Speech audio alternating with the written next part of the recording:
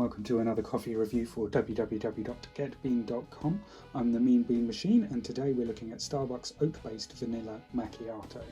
Now, I usually steer well clear of Starbucks products for kind of personal reasons. In terms of a lot of coffee professionals or coffee enthusiasts don't really kind of rate them, and are quite snobby about them. And that's fair enough. I myself can be a bit snobby about them, but you do have to give Starbucks kind of credit in terms of the coffee industry for their proliferation of coffee. Without Starbucks, the coffee culture we have, certainly across Europe and probably across the globe, would not exist without them. In terms of my kind of personal preference, I tend to avoid them. I don't really like their coffee. I don't enjoy a lot of chain coffee. Some people kind of think they're not the worst out there. So a lot of the coffee industry kind of say, Costa are, kind of high on their hit list. Costa being a British kind of chain owned by Coca-Cola. Personally, I think Starbucks is probably, the lowest in my opinion. But that being said, I'm not here to slag them off. I'm not a fan of their coffee. But personally, I also perceive them as a bit of a milkshake brand, because what they've done is they've brought non-coffee drinkers into the coffee drinking world. They sell you the syrupy nonsense, and everyone goes wild for the pumpkin spice every October. I don't know why, because personally I think it's vile. That being said, I got into coffee drinking because of the syrups. I started out in drinking vanilla lattes before I progressed to proper coffee. Anyway, so I picked up this oat-based vanilla macchiato because it's new, essentially, and I thought, okay, I am plant-based, I'm vegan myself, so it's nice to see more kind of oat-based or other plant-based coffees about, as Starbucks being essentially the biggest coffee provider, or milkshake provider, in my opinion. It's nice to at least see that they're going down that route. Personally, I avoid their stuff anyway because I like to support people who pay their taxes.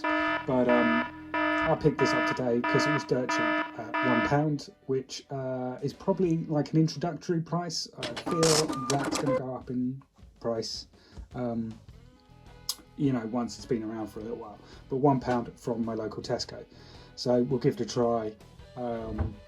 And we'll see how it goes down. So I've just given this a shake and a smell, and my instant reaction is that it's going to be more like a milkshake kind of product. I feel a lot of Starbucks products is like that. They kind of market themselves on this kind of notion of sophisticated coffee drinkers, and then sell their products to those who aren't really big on coffee. A lot, in my personal opinion, where I live, you see a lot of sixth formers and young adults drinking Starbucks because it gives this allure of kind of, I'm a sophisticated older person who drinks coffee, whereas really you're just like milkshake. That's my humble opinion. I'm not trying to slag anyone off, but this is how I feel about the marketing and the branding at Starbucks.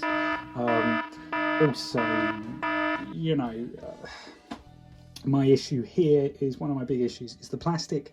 Yeah, I don't mind buying a plastic cup of coffee from a supermarket. Plastic is, the wonder product that keeps everything fresh, whatever, fine.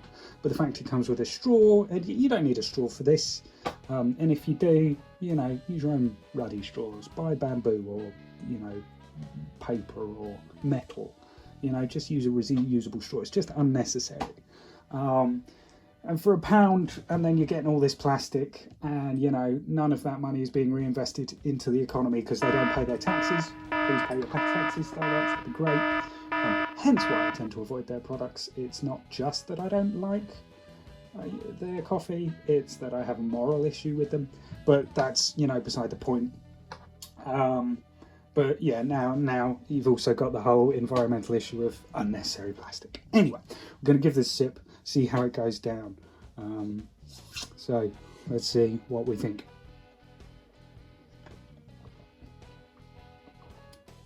Ugh. Sorry. That is not the worst coffee drink I've ever had.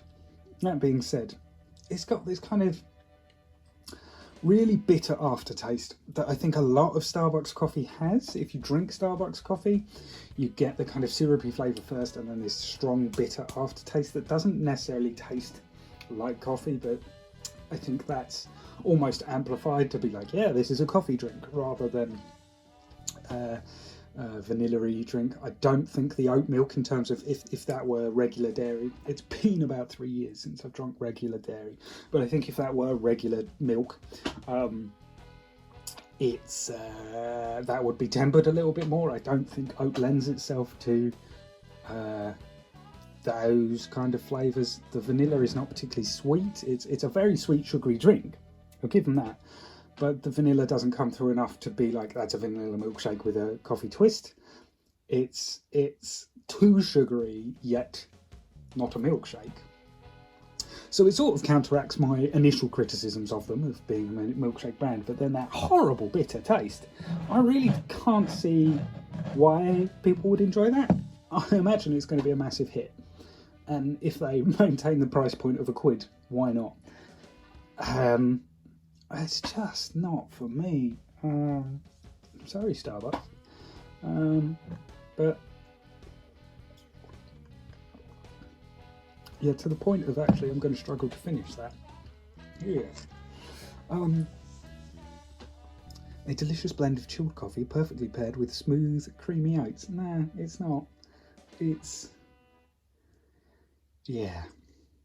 Well, it is what it is, you know. I think if you like Starbucks products and you've just been waiting for more vegan options, you'll probably like that. If you like coffee, try something else. Thanks for watching. We'll get some proper coffee bean reviews up to you soon, but thank you very much. Do like and subscribe. Check us out at www.getbeaned.com and leave us a comment if you like Starbucks, if you think I've been too harsh, and, you know, if you pay your taxes. So, thanks for watching, take care, and we'll see you soon. Bye-bye.